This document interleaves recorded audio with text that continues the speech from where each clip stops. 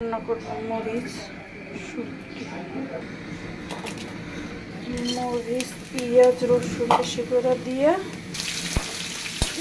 পেঁয়াজ রসুন ভাইজা নেবে, এরকম লাল লাল করে ভাইজা এরপরে শুটকি দিয়ে দেব, মশলা পেঁয়াজ রসুন টসুন এরকম লাল ভাজা করে পানি দিয়ে দেব, মশলা আদা দিয়ে দিলাম,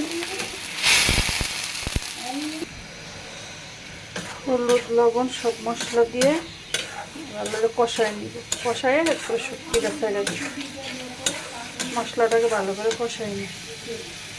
মশলাটা বানাচ্ছে আমি শুটকিটা দিয়ে দিব,